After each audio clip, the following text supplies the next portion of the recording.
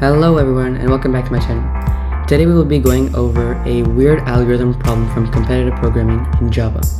So I will be using the programming language Java in the application called IntelliJ IDEA to help code this problem for us. Okay, so I will leave this problem in the description down below if you would like to get access to this and try it yourselves. Alright, so let's go ahead and read the problem. So it says, consider an algorithm that takes as input a positive integer n. If n is even, the algorithm divides it by 2. And if n is odd, the algorithm multiplies it by 3 and adds 1. The algorithm repeats this until n is 1. For example, the sequence for n equals 3 is as follows: 3, 10, 5, 16, 8, 4, 2, and 1. So our task is to simulate the execution of the algorithm for a given value of n. Okay, so our input is that it contains a line in integer n, okay, and our output has to be that we print a line containing all of the values which were listed right here. Alright, the constraints, we don't really have to worry about that much because we don't have a gigantic number that we're inputting.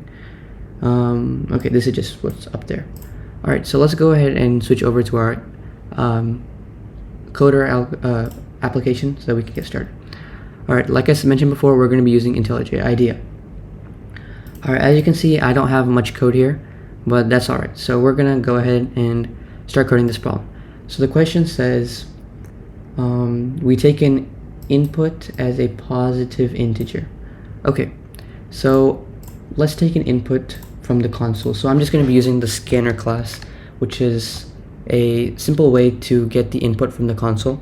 So we'll go ahead and write scanner, and then we'll write new scanner, and then we'll write system.in. Alright, so right here it's showing an error because we have to import the scanner class. So we'll just click import right there, and it imports it for us. Okay, so now let's go ahead and click enter, and then what's the next step it says to do? It says if n is even, the algorithm divides it by 2. Okay, but there's another important part that we're missing right here. It says the algorithm repeats this until n is 1. So once n equals 1, we basically have to end the program. So we can do that using a while loop. So we're going to go ahead and write while n not equal to 1, because we want the code to end while it's not equal to 1.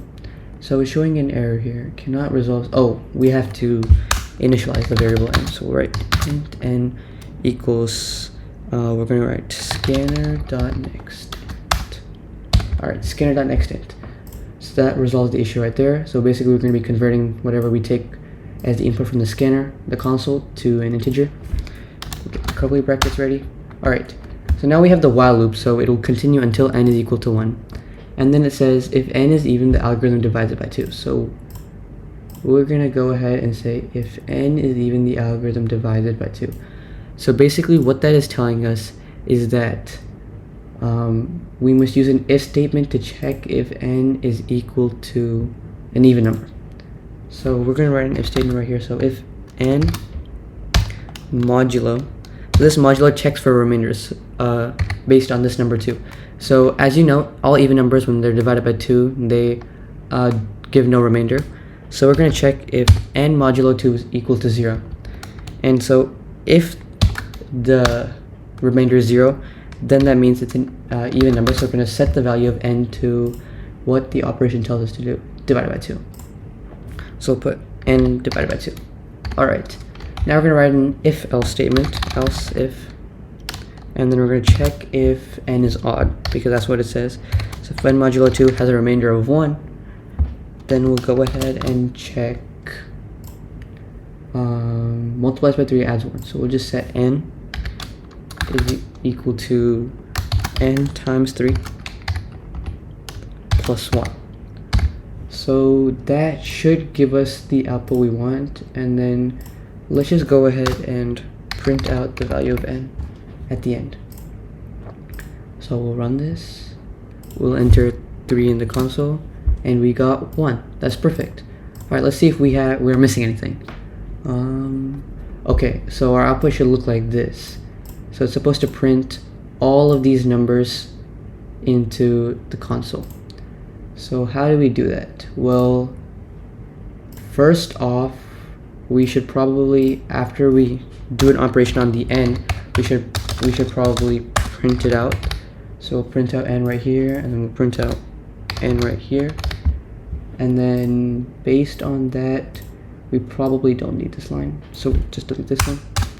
Okay, so let's see what this gives us. So let's put 3 right here.